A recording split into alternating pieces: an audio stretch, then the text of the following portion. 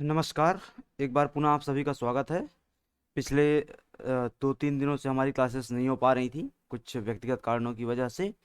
आज से मैं वापस क्लासेस रिज्यूम कर रहा हूँ। अभी तक हमारी यूनिट 9 की 6 क्लासेस हो चुकी हैं, जिसमें हमने जीएसटी काउंसिल तक का पोर्शन कवर कर लिया था। जीएसटी काउंसिल से पोर्शन का आगे का जो पोर्शन है उसको हम आज से यहाँ पे चालू करेंगे। यदि आप लोग पहली बार जुड़ रहे हैं तो चैनल को कृपया सब्सक्राइब कर लीजिए, ताकि आपको वीडियोज अब निरंतर प्राप्त होते रहें। ठीक है, पिछले 2-3 दिन जो क्लासेस नहीं हो पा रही हैं उसके लिए क्षमा चाहता हूँ।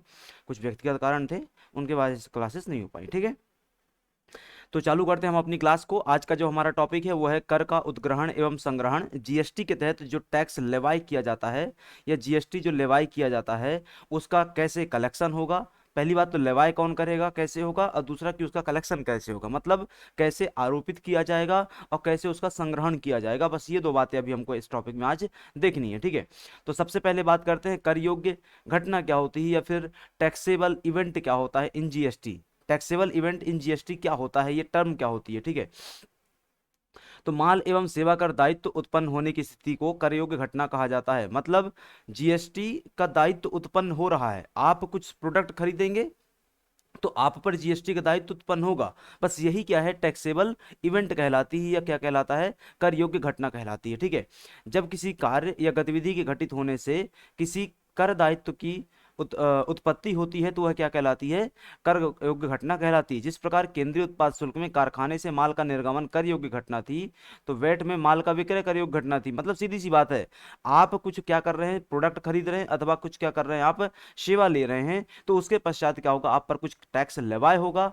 ये जो टैक्स लेवाय हो रहा है, टैक्स लेवाय होने की जो स्थिति है ना, यही क्या है, टैक्सेबल इवेंट है, यही क्या है, कर योग्य घटना कहलाती है। ठीक है, उसी प्रकार जीएसटी में माल एवं सेवा की आपूर्ति कर योग्य घटना कहलाएगी। कोई भी कर तभी आरोपित किया जा सकता है जबकि कर योग्य घटना की स्थिति में बने। सामान्य रूप से जीएसटी में कर योग्य घटना निम्नलिखित प्रकार से उत्पन्न होती है। अब भाई टैक्सेबल इवेंट बनेगा कब, जब क्या है, टैक्स आरोपित किया जाएगा। अब ये कब कब परिस्थिति उत्पन्न होगी, जैसे पहली परिस्थिति कि मानवीय उपभोग के लिए अल्कोहलिक मादक पदार्थों को छोड़ करके, मानवीय उपभोग के लिए अल्कोहलिक मादक पदार्थों को छोड़ करके, मतलब मदिरा हो गया, शराब हो गया, बियर हो गया, आदि आदि बेवरेजेस जो आपके चलते हैं इस प्रकार के है ना, मदिरा की दुकान में ताड़ी वगैरह मिलने वाला जो आपका है, इनको छोड़ करके अन्य माल या सेवाओं का या दोनों की प्रतिफल सहित प्रतिफल रहित पूर्ति कर योग्य वितरण या घटना कहलाएगी। तो मतलब अल्कोहलिक प्रोडक्ट को छोड़ करके बाकी जितनी भी चीजें हैं उन पे जहां पे भी जीएसटी होगा, वो सब क्या कहलाएगा, टैक्सेबल इवेंट कहलाएगा। जीएसटी में माल के उत्पादन, हस्तांतरण, बिक्री तथा सेवाओं की प्रदायगी के लिए एक कॉमन शब्द यूज किया गया है, सप्लाई। इस सप्लाई शब्दों को हम पहले भी पढ़ चुके हैं। ठीक है, जब हम क्या कर रहे थे, परिभाषाएं पढ़ रहे थे या शब्दावलियां पढ़ रहे थे, तब हमने सप्लाई शब्द का मतलब देखा हुआ था। एग्जैक्टली वहां भी यही मतलब हमने पढ़ा था कि भाई उत्पादन, हस्तांतरण, बिक्री और सेवाओं की प्रदायगी, इन सब के लिए क्या है, जीएसटी में कर के उद्ग्रहण एवं संग्रहण से संबंधित जो भी बातें की गई हैं वो कहाँ की गई हैं, तो जीएसटी एक्ट के सेक्शन 9 में की गई हैं। कहाँ पर की गई हैं, जीएसटी एक्ट के सेक्शन 9 में, ध्यान में रखना है। केंद्रीय माल एवं सेवा कर अधिनियम की धारा 9 और धारा 10 में माल एवं सेवा की आपूर्ति दोनों की दशा में करारोपण और संग्रहण संबंधी प्रावधान किए गए हैं। तो 9 और 10 दोनों कंबाइंड कर लेंगे।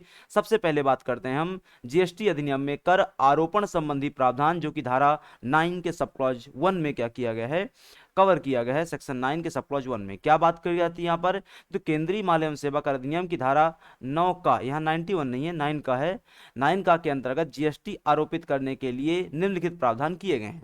क्या प्रावधान किए गए हैं भाई, पहली बात कि यदि आपको क्या करना है, सीजीएसटी आरोपित करना है। क्या आरोपित करना बाबू, सीजीएसटी यदि आपको आरोपित करना है तो इसके लिए सबसे पहले आपको सख्ती या प्रावधान कहां से मिलेगा, तो सेक्शन 9 की सब क्लॉज 1 से मिलेगा। एक बात, दूसरी बात, किन किन परिस्थितियों में आरोपित होगा, किन किन चीजों पर आरोपित होगा, तो पहला, मदिरा उपभोग के लिए, मानवीय उपभोग के लिए मदिरा या मादक पदार्थों को छोड़ करके, भाई आपने अल्कोहलिक प्रोडक्ट ऊपर छोड़ा ना, तो वापस इसको छोड़ दीजिए। तो अल्कोहलिक प्रोडक्ट या मदिरा या मादक पदार्थों को छोड़ करके माल या सेवाओं या दोनों राज्यों के भीतर सभी पूर्तियों पर धारा 15 के अधीन मूल्य पर केंद्रित माल और सेवा कर क्या है, नाम से निर्धारित रीति से संग्रहित और भुगतान किया जाएगा।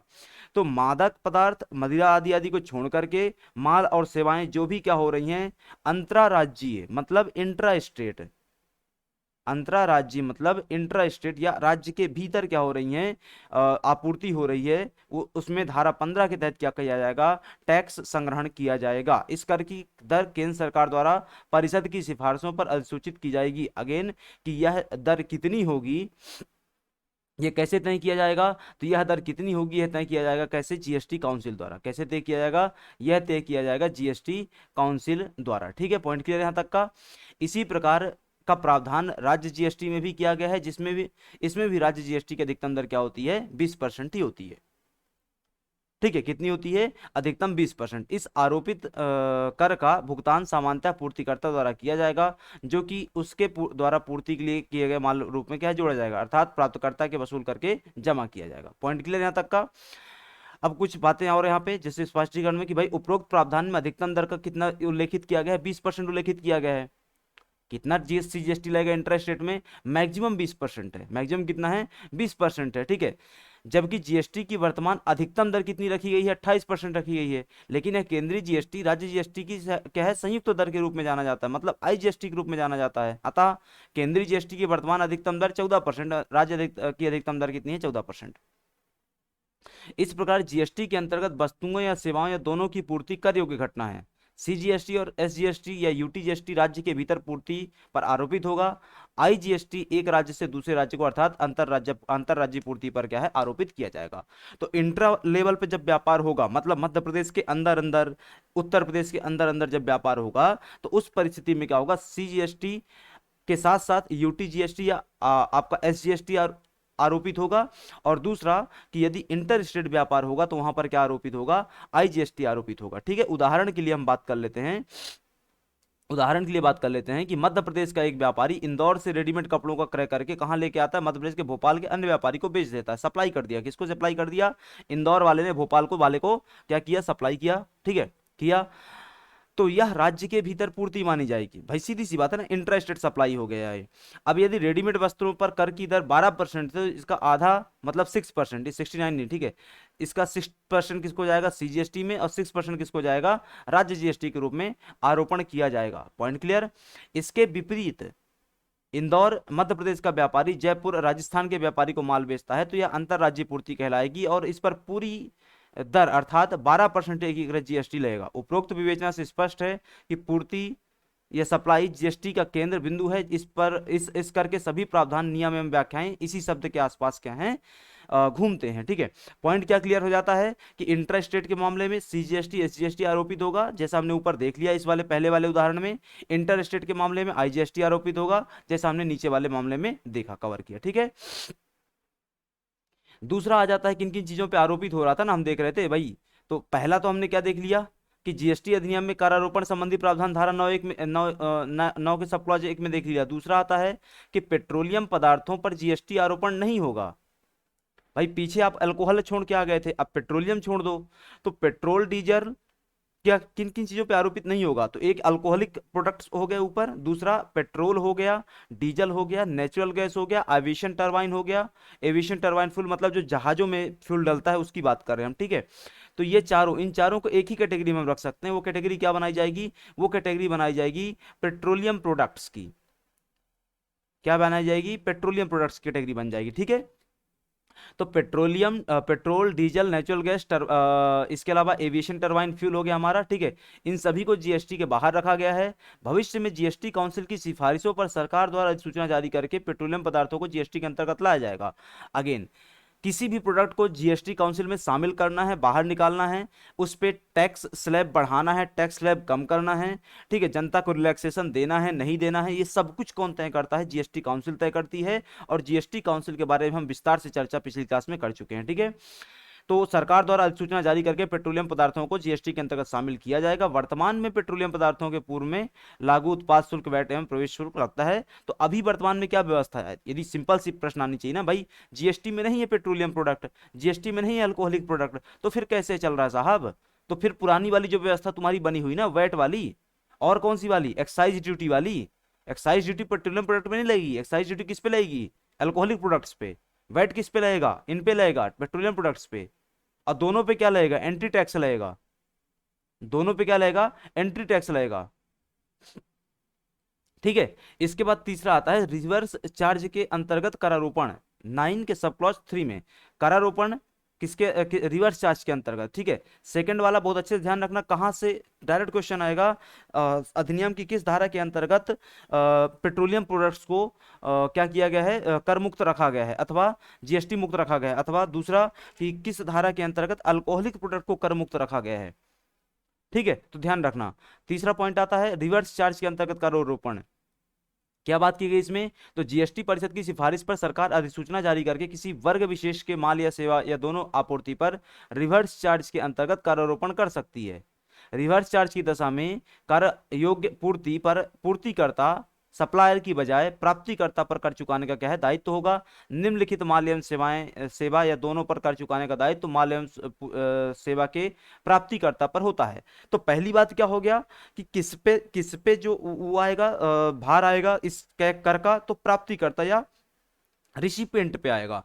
क्या क्या चीजों पे आएगा, तो रिवर्स चार्ज के अंतर्गत कौन कौन से माल क्या है, अधिसूचित है, नोटिफाइड गुड्स कौन कौन से हैं, और फिर नोटिफाइड सर्विसेज भी देख लेंगे।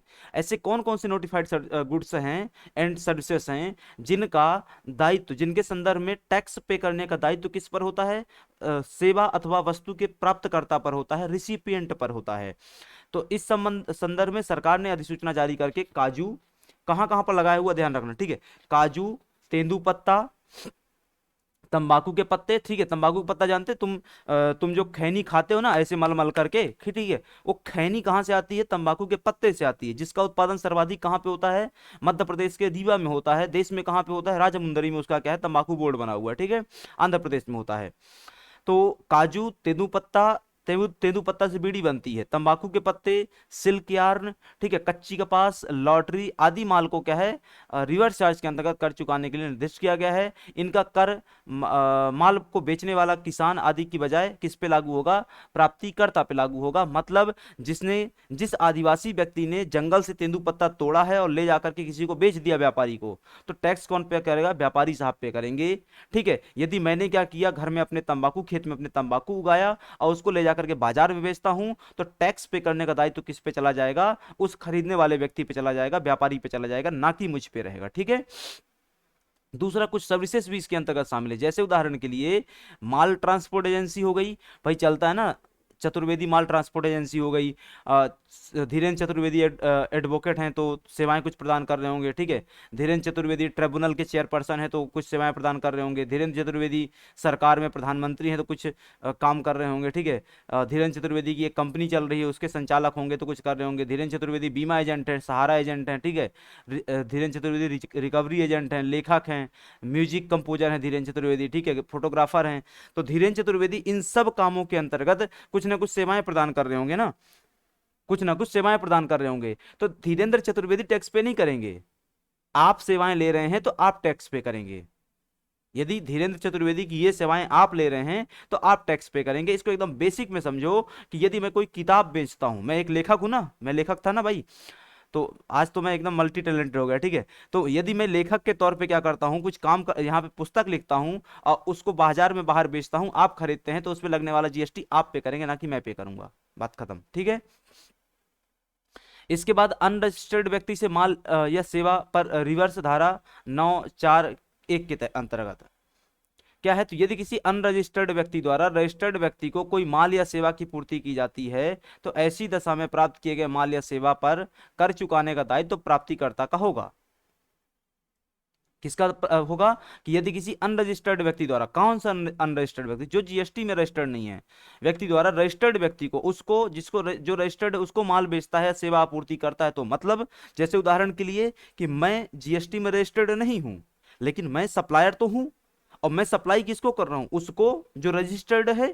ठीक है, तो ऐसी दशा में प्राप्त किए गए माल या सेवा पर कर चुकाने का दायित्व किसका होगा, उसका जो प्राप्तकर्ता रजिस्टर्ड है, वो जो रजिस्टर्ड है प्राप्तकर्ता, उस पर दायित्व आ जाएगा। ठीक है, सेक्शन 9 के सब क्लॉज 4 के अर्थात रिवर्स चार्ज के अंतर्गत माल या सेवा प्राप्त करने वाले को कर चुकाना होगा। जैसे एक व्यापारी किसान से सोयाबीन खरीदता है तो इस पर खरीदार अर्थात व्यापारी को प्राप्तकर्ता को कर चुकाना होगा, क्योंकि पूर्तिकर्ता किसान अनरजिस्टर्ड है। यह प्रावधान वर्तमान में क्या किया गया है, स्थगित किया गया है। इन सब चीजों का वर्तमान में कोई महत्व नहीं है। ठीक है, बट ध्यान रखना है ध्यान रखना है क्या प्रावधान था कि भाई यदि अनरजिस्टर्ड और रजिस्टर्ड व्यक्ति के बीच में क्या होता है, किसी प्रकार का कोई माल एवं सेवा की आपूर्ति होती है, तो उक्त परिस्थिति में जो रजिस्टर्ड व्यक्ति है वो क्या करेगा, कर की अदायगी करेगा, ना कि कौन, जो रजिस्टर्ड व्यक्ति वो क्या क्या करेगा, कर की अदायगी करेगा। ठीक है, इसके बाद आता है एक और पॉइंट, वो क्या है,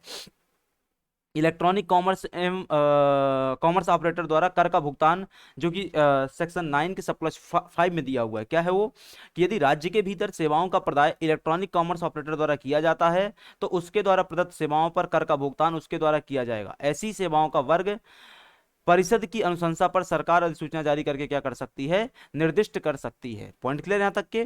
अब देखो हमको देखना है कि जीएसटी में माल पर करारोपण की दरें क्या हैं, और जब हम माल पर करारोपण की दरें देख लेंगे तो हम बाबू देखेंगे कि सेवाओं पर करारोपण की दरें क्या हैं। ठीक है, तो बता दीजिएगा आपको कहीं पे डाउट रहे तो। सबसे पहले बात करते हैं कि कितने स्लैब्स बने हुए हैं। देखो जो स्लैब्स हैं उसको हम एक बार अच्छे से देख लेते हैं कि सबसे पहले आता है जीरो रेट, मतलब कोई टैक्स नहीं बाबू, कोई टैक्स नहीं है किन चीजों में, तो इसके अंतर्गत। अच्छा एक बात और ध्यान रखना कि यहां पर लिखा हुआ 160 वस्तुएं, ये कोई फिक्स्ड नहीं है, ये कोई फिक्स्ड नहीं है। जीएसटी काउंसिल की बैठक होगी और उसमें यदि मर्जी आई कि किसी चीज को 5% हटा करके 0 पे कर देते हैं तो वो कर देंगे, तो संख्या 161 हो जाएगी। ये संख्या ऊपर नीचे निरंतर चलती रहती है, ये संख्या ऊपर नीचे निरंतर चलती रहती है। आप एग्जाम के पहले देख करके जाएंगे डेटा को कि अभी वर्तमान में कितने हैं, एग्जाम के पहले वाला वर्तमान, अभी वर्तमान नहीं, अभी एग्जाम का पहले वर्तमान नहीं है। ठीक है, तो उस समय देख के जाएंगे भाई वर्तमान में कितने हैं। तो इनमें खुले व अनपैक्ड अनाज, मतलब चावल जो बाजार में खुला मिलता है, भाई पैक्ड वाला नहीं, बासमती चावल पैक्ड वाला खरीदने जाओगे ना तो उसमें जीएसटी लगेगा, लेकिन बासमती चावल खुला वाला खरीदने जाओगे जो बोरी में आता है, ऐसे ही 1-1 किलो 2-2 किलो खरीद के लेकर लेकर के आ जाता है, उसमें जीएसटी नहीं रहेगा। ठीक है, तो अनाज, दालें, नमक, दूध, दही, फल, सब्जियां, दूध में भी लगेगा, दूध में भी लगेगा, लेकिन कौन से में, पैकेट वाले में। ठीक है, सब्जियां, पुस्तकें, कृषि यंत्र, बीज आदि अनिवार्य वस्तुएं शामिल है। अब अगेन भाई सब्जियों में इन वस्तुओं की पूर्ति पर कोई कर नहीं लगता, अर्थात ये क्या है, कर से मुक्त है। माल या वस्तुओं के अलावा कुछ अन्य जन उपयोगी वस्तु सेवाएं भी क्या जीएसटी से मुक्त रखी गई हैं। इनमें प्रशासन की स्थानीय सत्ता द्वारा जन सुविधाएं, यात्री एवं माल परिवहन सेवाएं, शिक्षा एवं स्वास्थ्य सेवाएं, कृषि सेवाएं आदि आदि आदि। अब सरकार के इंस्टीट्यूशन में आप पढ़ाई करने के लिए जाएंगे और फीस मांगेगी सरकार आपसे, तो उसमें सरकार आपको ये नहीं बोलेगी कि जीएसटी दो। पॉइंट क्लियर है। शिक्षा एवं स्वास्थ्य सेवाएं, आप हॉस्पिटल में इलाज करवाने जाते हैं अस्पताल में, तो उसमें जीएसटी नहीं मांगा जाता आपसे, मतलब मर रहा है आदमी, इलाज करवाने आया, तुम बोले बोले जीएसटी नहीं दिया, जीएसटी देके जा फिर मरियो। ठीक है, तो उसमें जीएसटी आपसे नहीं मांगा जाएगा।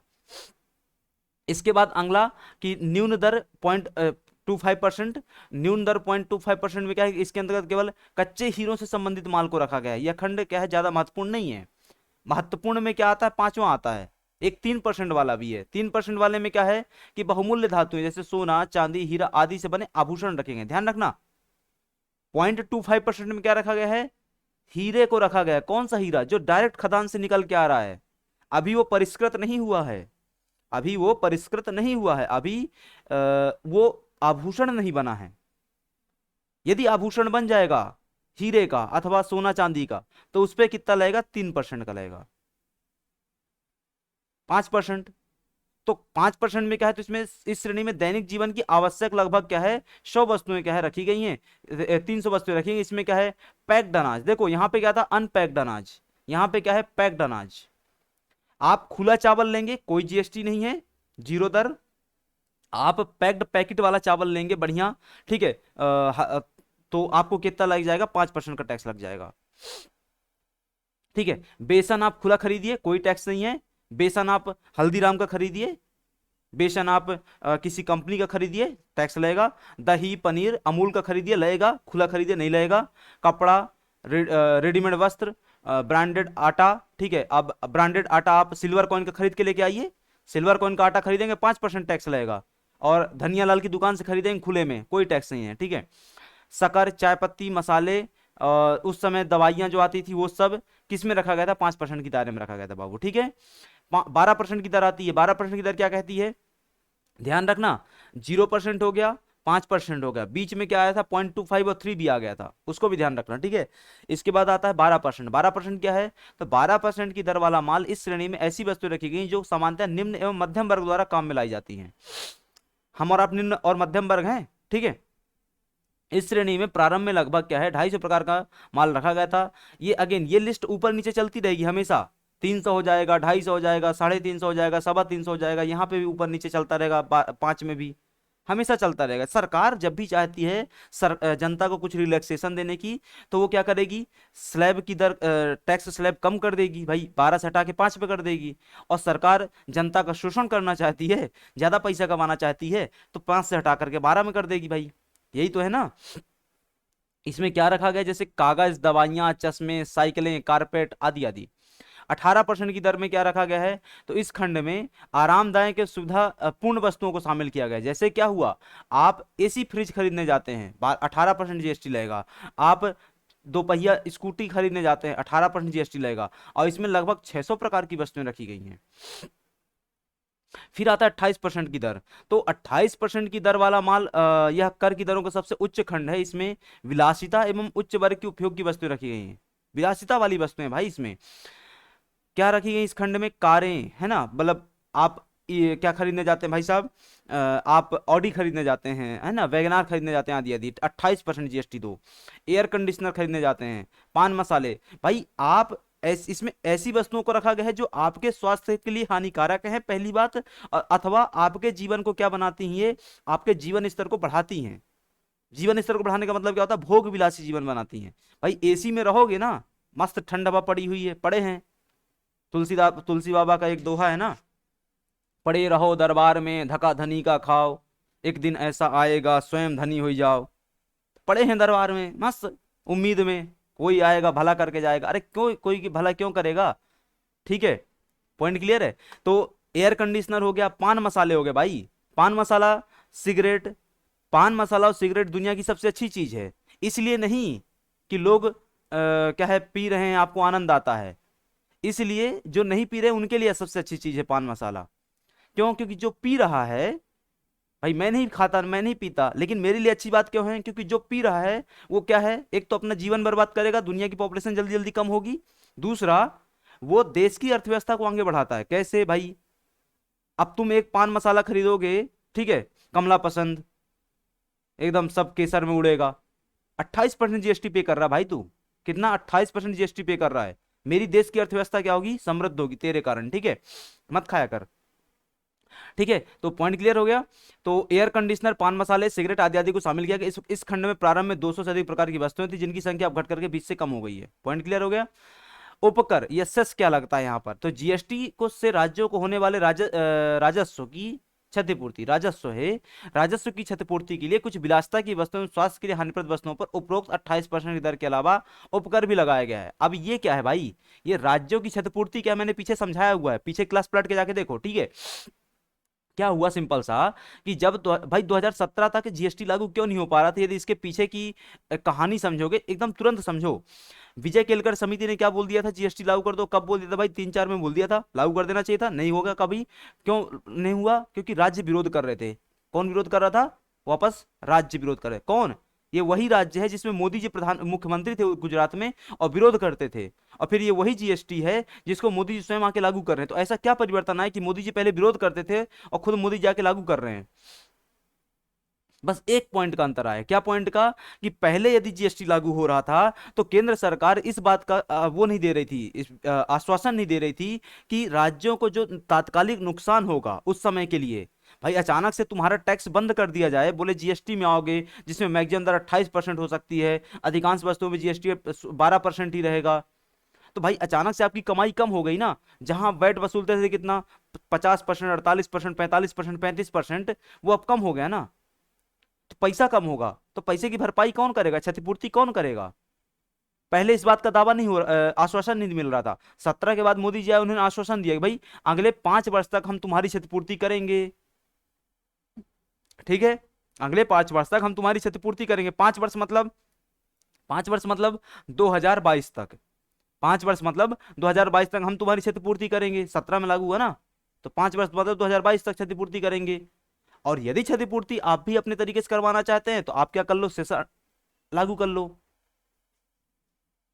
ठीक है, तो सेस भी लगाया गया है। मोटर कारों, सिगरेटों, पान मसाला, तंबाकू पदार्थ, शीतल पेय पदार्थ आदि पे क्या कर सकते हैं, वो सेस लगा सकते हैं। सेस क्या होता है, उपकर क्या होता है, तो कर की दर पर लगने वाला अतिकर, कर की दर पर लगने वाला एक एक्स्ट्रा टैक्स क्या कहलाता है आपका, सेस कर कहलाता है। ठीक है, यहां तक की बात क्लियर है। इसके बाद आता है, हमने जो देखा कर की दरें वो किसमें देखा, वस्तुओं में। अब सेवाओं में देखते हैं। अब हम किस में कवर करते हैं, सेवाओं में कवर करते हैं। क्या बात आती है इसके अंतर्गत, तो जीएसटी के अंतर्गत माल तथा सेवाओं की पूर्ति को भी शामिल किया गया है। ठीक है, इसमें 18% का टैक्स लगता है। ठीक है, जनरली क्या होता है, सामान्यतः 18% का टैक्स लगता है। ठीक है, शून्य दर सेवाएं मतलब ऐसी कौन सी सर्विसेज हैं जिन पे कोई टैक्स नहीं लगेगा। ऐसी कौन सी सर्विसेज हैं, 80 प्रकार की लगभग सर्विसेज हैं, ऊपर नीचे संख्या चलती रहेगी। क्या, जैसे कि उदाहरण के लिए प्रशासनिक सेवाएं, भाई प्रशासन में कोई सेवाएं लेने जाते हो आप, कहीं कोई बिल पे करते हो प्रशासन में, कहीं कोई टैक्स पे करते हो प्रशासन में, तो ऐसा तो नहीं ना कि आपसे बोला जाता है कि सरकार भी आपसे 18% का क्या करेगी, जीएसटी वसूलेगी, है सेवा टैक्स वसूलेगी। ऐसा तो बिल्कुल नहीं ना। ठीक है, वो तो बता देना, गलत हो रहा है आपके साथ फिर। ठीक है, स्थानीय निकायों द्वारा प्रदाय की जाने वाली जन सेवाएं। अब आपकी आपकी सरकार क्या करती है, स्थानीय निकाय क्या करता है, आप पे क्या लगाता है, टैक्स लगाता है। कौन सा, प्रॉपर्टी टैक्स लगाता है। भाई प्रॉपर्टी टैक्स पे करना पड़ता है। यदि आप नगर निगम में रहते हैं, नगर निगम एरिया में रहते हैं, तो आपको, या नगर पालिका में रहते हो, नगर पंचायत में रहते हो, तो भी कहीं पे भी रहो, आपको प्रॉपर्टी टैक्स पे करना होता है। ऐसा तो नहीं ना कि प्रॉपर्टी टैक्स पे करने जाओगे सरकार बोलती कि 18% जीएसटी देके जा तू, बिल्कुल नहीं है ऐसा। ठीक है, कृषि सेवाएं, शिक्षा स्वास्थ्य सेवाएं, कुछ विशिष्ट सेवाएं, खेल कूद मनोरंजन आदि आदि क्या है, जीरो टैक्स टैक्स रेट में आते हैं। 5% में क्या आता है,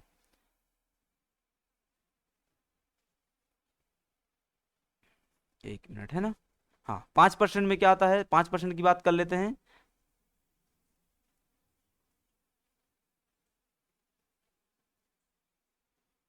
ठीक है, तो इस वर्ग में मुख्य रूप से यात्री और माल परिवहन सेवाएं, होटल रेस्टोरेंट सेवाएं आदि आदि शामिल किए गए। यदि आप रेलवे से टिकट बुक करते हो, यदि आप रेलवे से टिकट बुक करते हो, यदि आप क्या करते हो, पेटीएम से टिकट बुक करते हो, किसकी, बस की, यदि आप रेड बस से बस बुक करते हो, रेड बस से कोई बुकिंग करते हो, तो कितना टैक्स लगेगा भाई साहब, 5% का। 5% के कर खंड में रेलवे द्वारा प्रथम श्रेणी या वातानुकूलित श्रेणी में यात्री परिवहन, अभी जस्ट मैंने आपको बताया रेलवे से टिकट बुक करते हो।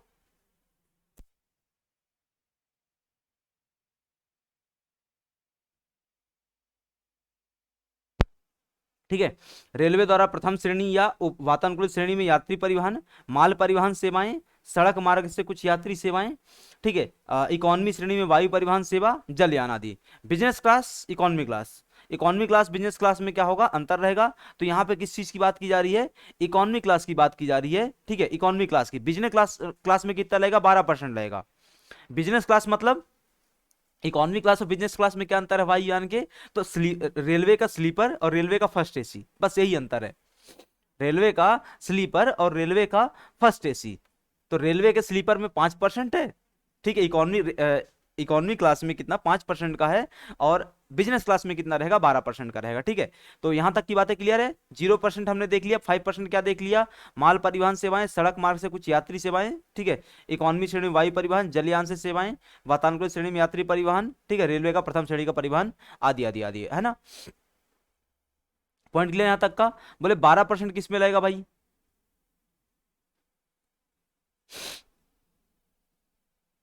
प्रिंटिंग सेवाओं पे भी 5% लगता है, ध्यान रखना। किताब छपाने जाओ कितना टैक्स लगेगा, 5% का। ठीक है, 12% किस पे लगता है, तो कुछ इस श्रेणी में कुछ ही सेवाएं रखी गई हैं। इनमें इकोनॉमी श्रेणी के अलावा वायु यात्री परिवहन सेवा, इकोनॉमी श्रेणी के अलावा, इकोनॉमी श्रेणी के अलावा तो क्या बचता है भाई, बिजनेस क्लास बचता है ना, यही तो बताया था आपको। बौद्धिक संपदा अंतरण सेवा, चिट फंड सेवा आदि आदि क्या है इसके अंतर्गत रखे गए हैं। ठीक है, फिर आता है 18% जीएसटी। अब बाकी बची हुई जितनी सेवाएं हैं, 0, 5 और 12 को छोड़ करके, 0, 5 और 12 के दायरे के बाहर जितनी भी सेवाएं आएंगी वो सब में कितना लगेगा, 18%। तो समानता क्या कहा गया है कि टैक्स स्लैब कितना होता है सेवा के अंतर्गत, 18%। और 700 से अधिक वस्तुओं पे कितना लगता है, 18%। सेवाओं पे कितना लगता है, 18% लगता है। ठीक है, तो उपरोक्त विभिन्न माल सेवाओं या दोनों की जैसे पूर्ति की जाती है, पूर्तिकर्ता का कर दायित्व उत्पन्न हो जाता है। पूर्ति के समय उसे बिल में लागू दर से कर योग्य मूल्य पर लागू दर से कर जोड़ना होता है। इस राशि के समायोजन के पश्चात सरकारी कोष में निर्धारित तिथि का क्या है, जमा करना होता है। पॉइंट क्लियर है। अब आता है कंपोजिशन लेवाई क्या होता है, जो कि सेक्शन 10 में कवर किया गया है, धारा 10 में कवर किया गया है। तो माल या वस्तुओं के ऐसे छोटे या मध्यम पूर्तिकर्ता जिनका माल का कुल वार्षिक टर्नओवर 1.5 करोड़ रुपए से अधिक नहीं है, अपने कर योग्य टर्नओवर पर एक निश्चित प्रतिशत कर भुगतान करके अपना कर दायित्व पूरा कर सकते हैं। मतलब ऐसे लोग जिनका जो व्यापार है, जो टर्नओवर है, वो 1.5 करोड़ रुपए से अधिक नहीं है, तो ऐसे लोगों को अपने कर योग्य टर्नओवर पर, मतलब 1.5 करोड़ में से कुछ ही राशि ऐसी होगी ना जिस पर टैक्स लगेगा, तो उस पर क्या करके 1% टैक्स भुगतान करके वो अपने कर के दायित्व से मुक्त हो सकते हैं। यह कंपोजिशन स्कीम माल उत्पादकों, वितरकों एवं व्यापारियों पर लागू होगी। सेवाओं की दशा में केवल 50 लाख रुपए है, माल की दशा में कितना है, 1.5 लाख रुपए है, सेवाओं की दशा में कितना, 50 लाख रुपए है। पूर्ति वाले सेवा प्रदाता कंपोजिशन का विकल्प अपना सकते हैं। ऐसे सेवा प्रदाताओं को 6% की दर से क्या करना होगा, कर देना होगा। ठीक है। कंपोजिशन विकल्प प्राप्तिकर्ता को इनपुट टैक्स क्रेडिट लेने एवं बिल में कर लगाने का अधिकार नहीं होगा। ठीक है। इस प्रकार माल या सेवा की पूर्ति पर सामान्यतः कर चुकाने का दायित्व किस पर आएगा, सप्लायर पर आता है, लेकिन कुछ दशाओं में रिवर्स चार्ज के अंतर्गत किस पे आ जाता है, प्राप्तिकर्ता पर आ जाता है। तो एक मिनिमम टैक्स जो आपसे यहाँ पे क्या है वसूला जा रहा है, ताकि आप क्या कर सकें, वहां से मुक्त हो सकें। कुछ स्पेसिफिक बातें यहाँ की कि माल का उत्पादन कंपोजिशन लेवाई योजना के अंतर्गत कुछ स्पेसिफिक बातें हैं। माल का उत्पादन, वितरण या व्यापार करने वाला कारोबारी रजिस्टर्ड व्यक्ति जिसका वार्षिक टर्नओवर 1.5 करोड़ रुपए तक हो, उसे अपना सकता है। ठीक है। कंपोजिशन स्कीम माल के पूर्तिकर्ता के लिए लागू है। यदि कोई पूर्तिकर्ता माल के साथ सेवाओं की आंशिक पूर्ति करता है, तो ऐसी सेवाओं का भाग कुल टर्नओवर का अधिकतम कितना होगा, 10% या 5 लाख रुपए। जो अधिक हो, ऐसी दशा में कंपोजिशन विकल्प अपनाया जा सकता है। इस योजना को अपनाने वाले व्यक्ति को कुल टर्नओवर का निर्धारित दर से भुगतान करना होगा। यह दर व्यापारी के लिए 1% कर योग्य माल पर एवं निर्माता के लिए 1% कर योग्य या कर मुक्त दोनों प्रकार के माल पर निर्धारित की गई। यदि 50 लाख रुपए तक की सेवा है तो 6%। ठीक है, ध्यान में रखो। अब क्या क्या ध्यान में रखना है, बस इतना ध्यान रखो। ठीक है। तो आपको क्या किया गया है, कुछ न्यूनतम टैक्स पे करना है। यदि आप सेवा दे रहे हैं, यदि आप सेवा दे रहे हैं तो 50 लाख तक की सेवा के लिए आप कितना, 6% की दर से क्या है, कंपोजिशन स्कीम के तहत टैक्स पे कर दीजिए। यदि आप क्या कर रहे हैं, माल आपूर्ति कर रहे हैं, तो आप क्या कर देंगे, 1.5 करोड़ रुपए तक में, कितने, 1.5 करोड़ रुपए तक में 1% की दर से क्या कर देंगे, कंपोजिशन स्कीम के तहत टैक्स पे करेंगे। पॉइंट क्लियर यहां तक का। ठीक है। कंपोजिशन विकल्प अपनाने वाला व्यक्ति दूसरे राज्यों को माल की आपूर्ति नहीं कर सकता, लेकिन दूसरे राज्य से माल जरूर मंगवा सकता है। तो यदि आप कंपोजिशन स्कीम पे लाभ उठाना चाहते हैं, तो कंपोजिशन स्कीम के अंतर्गत आपको इंट्रा स्टेट सप्लाई करनी होगी। सप्लाई कैसी होनी चाहिए, इंट्रा स्टेट होनी चाहिए। हाँ, रिसिपिएंट आप हो सकते हैं इंटर स्टेट में, मतलब सेवाएं या वस्तुएं मंगा सकते हैं दूसरे राज्य से, लेकिन सप्लाई नहीं कर सकते हैं दूसरे राज्य में। कंपोजिशन डीलर माल की पूर्ति करते समय बीजक या इनवॉइस में जीएसटी अलग से चार्ज नहीं करेगा। इस योजना को अपनाने वाले व्यक्ति को क्रय किए गए माल या इनपुट पर चुकाए गए कर के संबंध में इनपुट के टैक्स रेट की क्या छूट नहीं मिलेगी। कंपोजिशन डीलर से यदि कोई व्यक्ति या व्यापारी माल खरीदेगा, तो ऐसे प्राप्तकर्ता अर्थात क्रेता व्यापारी को ऐसे माल पर इनपुट क्रेडिट नहीं प्राप्त होगा। कंपोजिशन डीलर को कर का भुगतान तिमाही आधार पर या तिमाही समाप्त होने के बाद वाले माह में 18 तारीख तक करना होगा। त्रैमासिक आधार पे क्या होता है, इसमें पेमेंट करना होता है, टैक्स पे करना होता है। कंपोजिशन डीलर को मासिक रिटर्न की जगह वार्षिक रिटर्न प्रस्तुत किया जाता है। मतलब आपको ऐसा नहीं कि आप त्रैमासिक रिटर्न फाइल कर रहे हैं तो आपको रिटर्न भी उसी त्रैमासिक रिटर्न फाइल कर रहे हो तो आपको रिटर्न मिलता जाएगा, ऐसा नहीं। इकट्ठा क्या है, साल भर का आपको पेमेंट किया जाएगा सरकार द्वारा। कंपोजिशन विकल्प अपनाने की सूचना विभाग को 30 दिन के अंदर देनी होती है।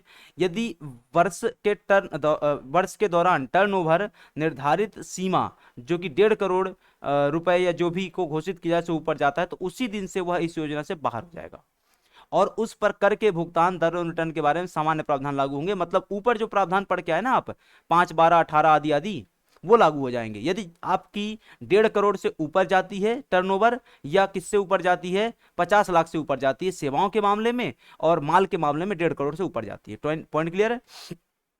यदि समान स्थायी खाता संख्या वाले रजिस्टर्ड व्यक्ति के अलग अलग स्थान पर या एक से ज्यादा कारोबार हैं तो टर्नओवर की वार्षिक सीमा निर्धारण में सभी कारोबारों का टर्नओवर गणना में किया जाएगा। कंपोजिशन स्कीम अपनाने वाला व्यक्ति भविष्य में कभी भी इस स्कीम को छोड़ सकता है। इसी प्रकार कंपोजिशन स्कीम अपनाने वाला व्यक्ति भविष्य में है कि स्कीम अपनाने का विकल्प अपना सकता है। तो कब छोड़ना है, कब अपनाना है, ये आपका अपना निर्णय है, व्यापारी का अपना निर्णय है। व्यापारी कंपोजिशन अपनाने वाले व्यक्ति को माल के एसेशन कोड का उल्लेख नहीं करना होता है। ठीक है। कंपोजिशन डीलर द्वारा जारी बीजक पर कंपोजिशन कर योग्य व्यक्ति पूर्तियों पर कर संग्रहित करने के लिए पात्र नहीं होगा। वाक्य का उल्लेख करना होता है। ठीक है। इस लाइन का उल्लेख करना होता है। किस लाइन का? इस लाइन का उल्लेख करना होता है। और इस व्यक्ति पर, कंपोजिशन स्कीम का लाभ उठाने वाले व्यक्ति पर किसी प्रकार का कोई जीएसटी लागू नहीं होगा। ठीक है। इसी प्रकार व्यवसाय के साइन बोर्ड पर क्या है, कंपोजिशन का योग्य व्यक्ति शब्दों का उल्लेख करना होता है। ठीक है। अब आते हैं सेवाओं पर कर योग्य का कर योग्य मूल्य निर्धारण क्या होगा, या determination of taxable value of services with practical problems. ठीक है। जैसे उदाहरण के लिए कि सेवाओं के संदर्भ में जीएसटी प्रदान की गई सेवा के कर मूल्य पर लाता है। ठीक है। इसलिए सेवा के किस मूल्य पर कर लगेगा, इसके लिए सेवा के कर मूल्य का निर्धारण करना आवश्यक होता है। ठीक है। तो कर योग्य सेवाओं के मूल्यांकन संबंधी प्रावधान कहां पे दिए गए हैं? धारा 15 में दिए गए हैं, provisions regarding valuation of taxable services. तो जीएसटी के अंतर्गत, ठीक है, जीएसटी के अंतर्गत सेवाओं का मूल्यांकन धारा 15 के अंतर्गत किया जाता है। ठीक है। सेवा को प्रदान करने के लिए सकल राशि सेवा प्रदान करने वाले द्वारा चार्ज की जाती है, उसे सेवा का कर योग्य मूल्य माना जाता है एवं इस कर योग्य मूल्य पर निर्धारित दर से जीएसटी लगाया जाता है। सेवा की पूर्ति के लिए चार्ज किए गए मूल्य में से सेवा प्रदान करने की लागत या व्ययों के संदर्भ में कोई छूट प्रदान नहीं की जाती है। ठीक है। कर योग्य मूल्य की गणना के समय सेवा की लागत, सेवा प्रदान करने के लिए उपयोग की गई सामग्री, सेवा की पूर्ति के दौरान सेवा प्रदान करने वाले द्वारा दिए गए व्यय आदि का कोई छूट नहीं दी जाती। उदाहरण के लिए कि यदि एक फोटो स्टूडियो अपने एक ग्राहक से कुछ फोटो के लिए 100,000 रुपए चार्ज करता है, इसके लिए वह रोल एवं उसे डेवलप करने के लिए 600 रुपए व्यय करता है। ठीक है। स्टूडियो के किराए, बिजली, कर्मचारियों के लिए 100 रुपए अप्रत्यक्ष लागत आती है। ऐसी स्थिति में उसकी कुल लागत 700 रुपए हुई। अब प्रश्न यह उठता है कि जीएसटी 1,000 रुपए बिल की चार्ज की राशि पर लगेगा या 300 रुपए पर, शुद्ध प्राप्त 300 रुपए पर। उत्तर होगा कि जीएसटी 1,000 रुपए लगेगा, क्योंकि यह सेवा के पूर्ति मूल्य पर लगता है, ना कि सेवा से प्राप्त शुद्ध आय पर। इस कहानी को बेसिक समझो एकदम, है ना। मैं बेसिक समझाता हूं आपको। समझो कि आप एक क्या हैं, व्यापारी हैं या सेवा प्रदाता हैं। सेवा प्रदाता के तौर पर आप जो भी सेवा प्रदान कर रहे हैं, जैसे यहां पे ये क्या कर रहे हैं, फोटोग्राफी सेवा प्रदान कर रहे हैं, तो समझो आप क्या है, एक वेबसाइट डेवलपर हैं। आप एक वेबसाइट डेवलपर हैं और आप एक वेबसाइट अपने क्लाइंट को बना करके देखते हैं, जिसमें आप क्या करते हैं, होस्टिंग और डोमेन के लिए कितने रुपए खर्च करते हैं। टोटल वेबसाइट बनाने का आपने कितने रुपए लिए? 10,000 रुपए लिए। ठीक है। जिसमें आप होस्टिंग और डोमेन का खर्चा कितना बताते हैं? 1,000 रुपए। ठीक है। लैंग्वेज इनपुट करने का उसमें खर्चा कितना बताते हैं आप? तो लैंग्वेज का खर्चा आप बताते हैं 5,000 रुपए। ठीक है। इसके बाद इसमें आप खर्चा एक और बता देते हैं, वो क्या बोलते हैं, अलग अलग प्रकार की एडिशनल सर्विसेज का खर्चा आप कितना बता देते हैं, यहां पर 2,000 रुपए बताते हैं। ठीक है। कितना? 2,000 रुपए बताते हैं। हुआ कितना भाई साहब? टोटल 8,000 रुपए।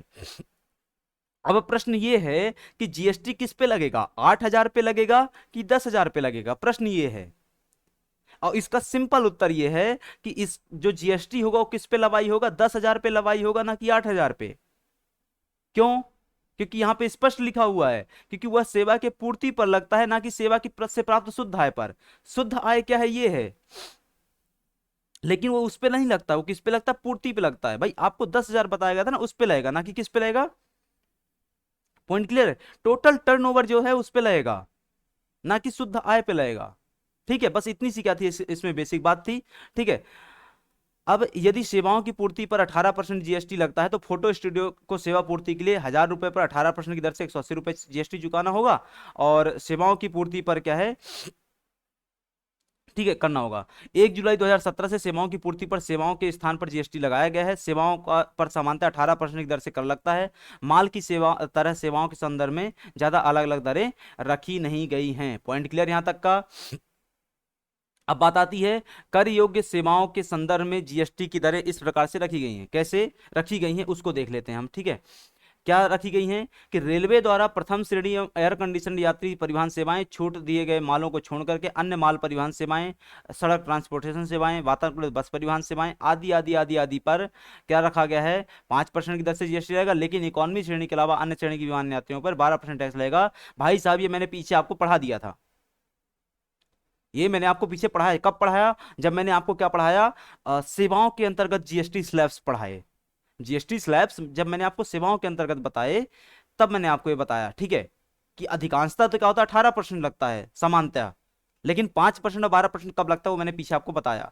सभी श्रेणी की रेस्टोरेंट सेवाओं पे 5% जीएसटी लगता है और उपरोक्त सेवाओं के अलावा अन्य सभी सेवाओं पे 18% जीएसटी लगता है। तो 5 कहां लगेगा, 12 कहां लगेगा, वो याद रखो। तो बचा जो भी कुछ है वो सब 18 में है। 5 12 बस याद रखो। ठीक है, 5 12 और 0, 5 12 और 0। कर योग्य सेवाओं पर जीएसटी की गणना प्रक्रिया, कर योग्य सेवाओं पर देय जीएसटी गणना प्रक्रिया निम्न की तरीके से की जाएगी। कैसे गणना होती है? तो राज्य के भीतर सेवाओं की पूर्ति पर जीएसटी यदि सेवा प्रदान करने वाले व्यक्ति एवं सेवा की पूर्ति का स्थान एक ही राज्य के भीतर स्थित है, तो ऐसी स्थिति में क्या होगा, ऐसी स्थिति में राज्य के भीतर पूर्ति मानी जाएगी। मतलब सेवा प्रदाता और सेवा प्राप्तकर्ता दोनों राज्य के भीतर स्थित है, तो इसको इंट्रा स्टेट सर्विस वो कहेंगे, है ना। और कर योग्य मूल्य क्या होगा, इंट्रा स्टेट रूप से लेगा, जिसमें सीजीएसटी और एसजीएसटी 99% बढ़ जाएगा। क्यों? क्योंकि 18% समानता लगना है, तो 9% में डिवाइड कर दो। 9% सीजीएसटी, 9% एसजीएसटी, बात खत्म। सेवाओं की आपूर्ति यदि कैसी है, अंतरराज्यीय है। पहले क्या हुआ, मध्य प्रदेश के अंदर हुआ, अब मध्य प्रदेश और उत्तर प्रदेश के बीच में हो रहा है। मतलब मैं एक वेबसाइट डेवलपर हूं और अपनी सेवा कहां प्रदान कर रहा हूं, उत्तर प्रदेश में प्रदान कर रहा हूं। इस स्थिति में क्या होगा, तो यदि क्या है सेवा प्रदान करने वाला एवं सेवा की प्राप्ति का स्थान अलग अलग राज्यों में स्थित है, तो सेवाओं की अंतरराज्यीय आपूर्ति कहलाएगी। और ऐसी स्थिति में आईजीएसटी लगेगा कितना, 18% का। Point clear? ठीक है, जीएसटी की गणना के सूत्र में क्या आती है, तो यदि बिल में चार्ज की गई राशि जीएसटी के रहित हो, तो अर्थात जीएसटी अलग से चार्ज किया गया हो, तो कर योग्य सेवा का मूल्य जीएसटी की दर मतलब 18% इक्वल टू क्या आ जाएगा, 100। या फिर दूसरा कि यदि बिल में चार्ज की गई राशि जीएसटी सहित हो, पहले रहित अब सहित, पहले एक्सक्लूडेड था अब इंक्लूडेड है, अर्थात जीएसटी अलग से वसूल नहीं किया हो या मूल्य में शामिल हो, कर योग्य सेवा का मूल्य इंटू क्या हो जाएगा, जीएसटी की दर 18%, मतलब क्या हो जाएगा, तो 18% ऑफ 100 या फिर 18% किस में जोड़ दो, 100 में जोड़ दो ऑलरेडी। किसका 18%?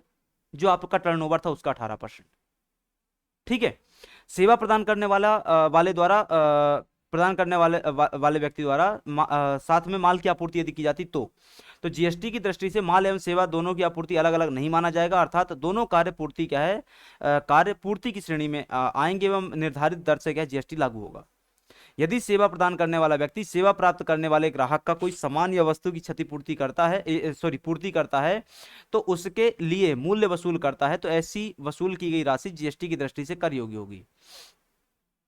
ऐसे सामान या सामग्री की राशि पर माल की पूर्ति करने वाले माल की पूर्ति पर लगने वाले जीएसटी की तरह क्या है, लागू होगा। उदाहरण के लिए जैसे हम बात कर लेते हैं, उदाहरण के लिए कि विभिन्न सेवाओं के संदर्भ में सामग्री की पूर्ति के संदर्भ में कुछ उदाहरण इस प्रकार हैं। जैसे मरम्मत एवं रखरखाव सेवा प्रदान करने वाले द्वारा पार्ट्स एवं अन्य सामग्री के लिए अलग से वसूल किया गया मूल्य, फोटोग्राफर द्वारा ग्राहक को अनएक्सपोज्ड फिल्म या रील या सीडी की पूर्ति, ब्यूटी पार्लर द्वारा अपने ग्राहक के सौंदर्य प्रसाधनों की पूर्ति या सर्विस स्टेशन द्वारा लुब्रिकेंट स्टोर कूलेंट आदि आदि की पूर्ति।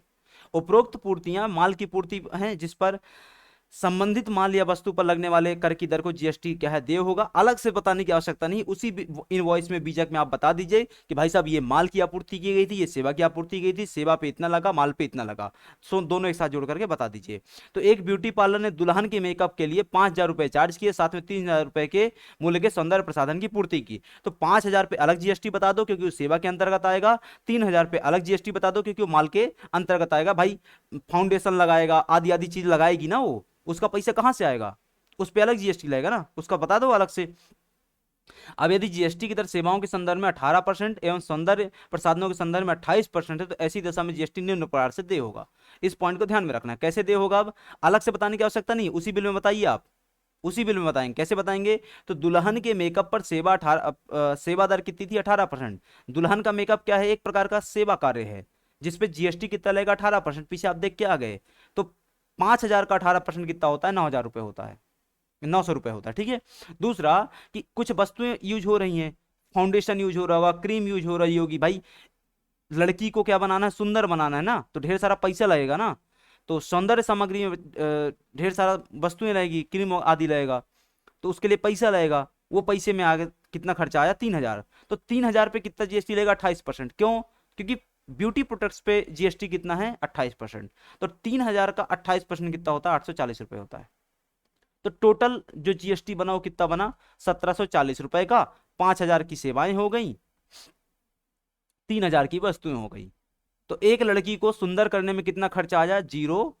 ठीक है, इसके बाद ये कितना हो गया हमारा, 4 हो गया, 7 3 10 5 हो गया, और एक एक 2, ठीक है। एक 7 3 10 5 15 की 5 हो गया, ठीक है। और 1,740। तो अच्छा एक मिनट, यहाँ पे 7 आ जाएगा, ठीक है। यहाँ पे 5 3 8 1 9 आ जाएगा, ठीक है। तो 9,700 रुपये हो गया, ठीक है जी। इतना खर्चा क्या, 9,740 रुपये क्या खर्चा आता है एक लड़की को सुंदर करने में। चलो आगे बात करते हैं,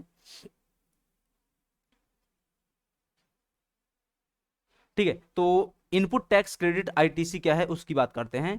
तो माल एवं सेवा कर की एक महत्वपूर्ण या विशिष्ट विशेषता है कि इसमें पंजीकृत व्यक्ति अथवा पूर्तिकर्ता, उत्पादक, व्यापारी या सेवा प्रदाता को अपने द्वारा किए गए प्रदान किए गए देय कर में से प्राप्त या क्रय किए गए माल सामग्री अर्थात इनपुट पर चुकाए गए कर की छूट मिलती है। यह छूट आगत कर, जमा कर, इनपुट टैक्स के नाम से जानी जाती है, क्रेडिट के नाम से जानी जाती है। जीएसटी में वैट की गणना के लिए कर जमा पद्धति या टैक्स क्रेडिट मेथड अपनाया गया। इस पद्धति में पूर्तिकर्ता द्वारा अपने पूर्तिकर्ता पूर्व पूर्व पूर्ववर्ती पूर्तिकर्ता को चुकाए गए कर की क्रेडिट मिलती है, अर्थात देय कर में छूट मिल जाती है। तो आपने पहले जो भी टैक्स पे करके रखा हुआ है अपने पूर्व पूर्तिकर्ता को, उसमें आपको क्या मिल जाएगी, कुछ छूट प्रदान कर दी जाएगी, ठीक है। अब जीएसटी अधिनियम में क्या प्रावधान किए गए हैं इसको, इसके संदर्भ में तो पहली बात कहाँ पे प्रावधान किए गए हैं, सेक्शन 16 और 19 में प्रावधान किए गए हैं। क्या प्रावधान किए गए हैं, तो आगत कर में पहली बात छूट का अर्थ क्या होता है उसको समझते हैं। तो जब जीएसटी के अंतर्गत कोई पंजीकृत द्वारा किए गए इनपुट किसी विशेष इनपुट किसी दूसरे पंजीकृत व्यक्ति से कोई माल या सेवा या दोनों प्राप्त करता है, तो उसे अपने द्वारा क्या है, पूर्ति किए गए माल या सेवा पर देय कर में से प्राप्त किए गए इनपुट पर चुकाए गए कर की छूट मिलती है। इसे आगत कर छूट या इनपुट टैक्स रेट कहते हैं। क्या हुआ इसके अंतर्गत, तो इसके अंतर्गत सिंपल सी इतनी बात आती है कि जीएसटी के अंतर्गत कोई पंजीकृत प्राप्त किए गए, कोई पंजीकृत रजिस्टर्ड व्यापारी जो है उसके द्वारा प्राप्त किए गए इनपुट्स किसी दूसरे पंजीकृत व्यक्ति से कोई माल या सेवा दोनों प्राप्त करता है, तो उसे अपने द्वारा पूर्ति किए गए माल या सेवा पर देय कर में से प्राप्त किए गए इनपुट्स पर चुकाए गए जीएसटी में क्या मिलती है, छूट मिलती है। तो जो भी आपको इनपुट्स प्राप्त हुए थे किससे, सामने वाले व्यक्ति से, बस उस पर क्या मिल जाएगी, आपको एक छूट मिल जाएगी। बस यही छूट क्या कहलाती है, आगत कर छूट कहलाती है। उदाहरण के लिए जीएसटी के अंतर्गत पंजीकृत व्यवसायी मेमर्स सुमन रेडियोज, ये कंपनी का नाम है, उसने इंदौर ने एलजी कंपनी के डिपो से 2 लाख रुपए के डीवीडी खरीदे और 25,000 रुपए जीएसटी चुकाया, ठीक है। अब यदि रेडियोज या माल,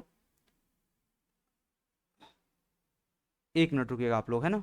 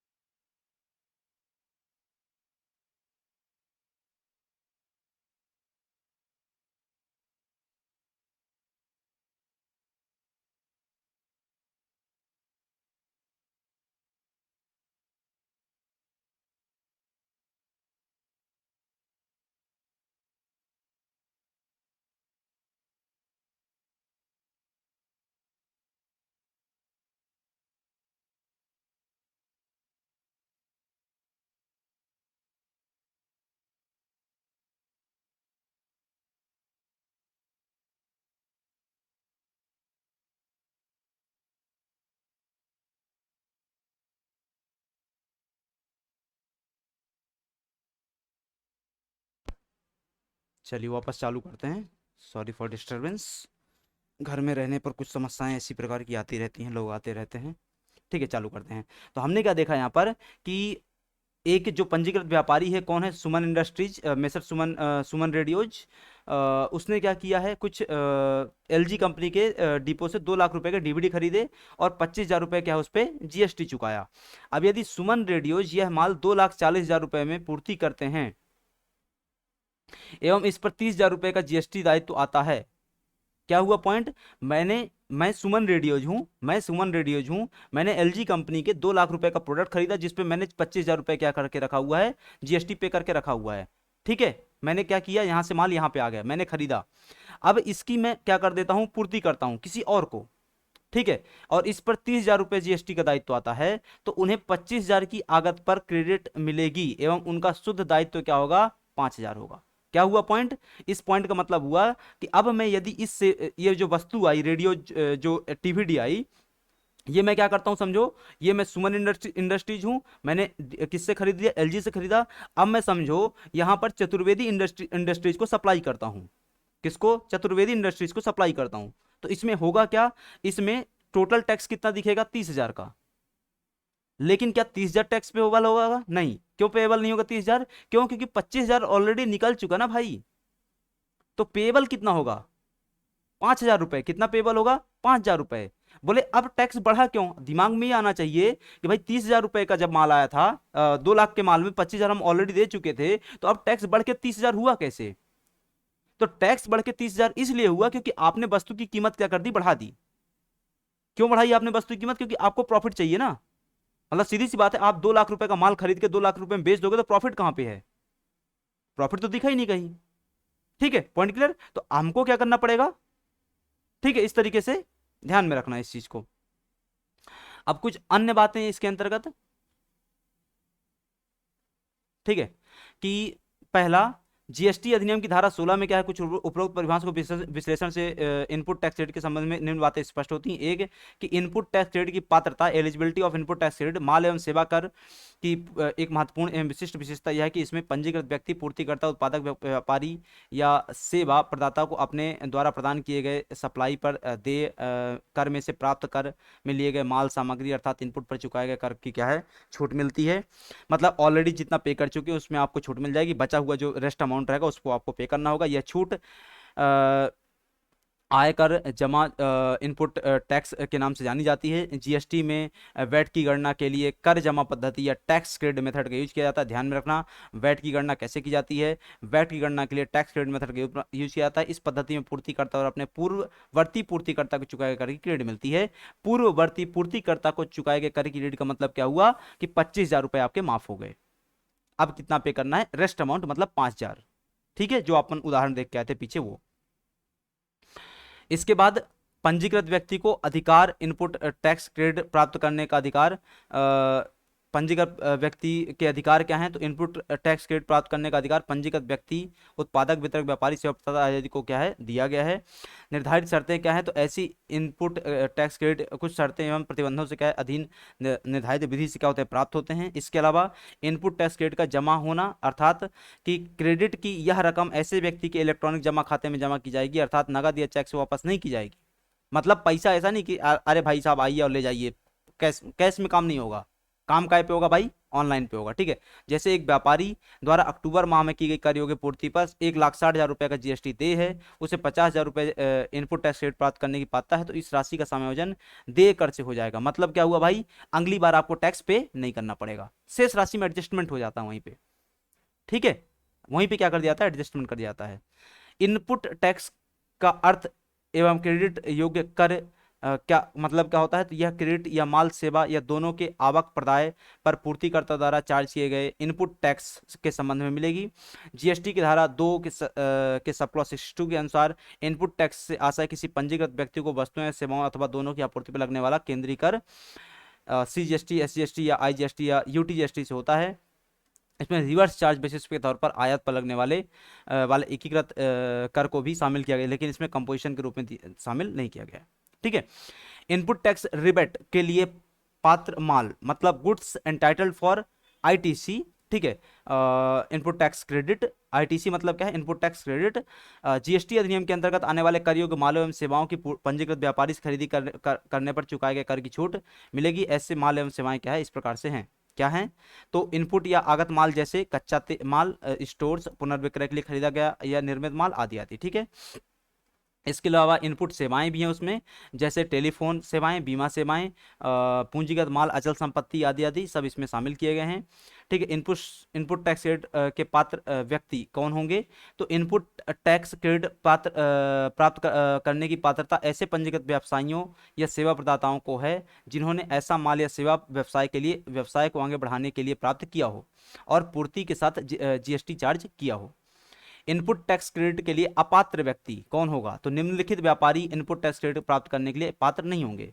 अपंजीयत व्यवसायी, जीएसटी अधिनियम के अंतर्गत जो व्यक्ति अर्थात व्यापारी सेवा प्रदाता पंजीयत नहीं है, उन्हें पंजीकृत व्यक्तियों को प्राप्त किए गए माल या सेवाओं पर चुकाए गए कर की छूट नहीं मिलेगी, ठीक है। तो ये कुछ बातें क्या है इसके अंतर्गत शामिल थी, इनको क्या करेंगे आप ध्यान रखेंगे, ठीक है। इसके बाद यहाँ पर कुछ और बातें हैं, इन बातों को अब हम नेक्स्ट क्लास में क्या है कवर करेंगे, ठीक है। इनपुट आईटीसी से रिलेटेड ही बातें हैं, बट नेक्स्ट क्लास में कवर करेंगे। आज की क्लास को हम यहीं पे क्या करेंगे, ख़त्म करेंगे। आप लोग कि यदि कोई दिक्कत आती है तो आप कमेंट बॉक्स में बता सकते हैं, अन्यथा आज की क्लास वहीं पे ख़त्म किया जाता है। मिलेंगे आपसे नेक्स्ट क्लास में, ठीक है। अब से आपको रेगुलर क्लासेस प्राप्त होती रहेंगी। पिछले 2-3 दिन से क्लासेस प्राप्त नहीं हो पा रही थी, उसके कुछ व्यक्तिगत कारण थे, ठीक है। उसके लिए क्षमा चाहते हैं। अभी क्लास को यहाँ पे विराम देते हैं, मिलेंगे अगली क्लास में, तब तक के लिए आप सभी का धन्यवाद।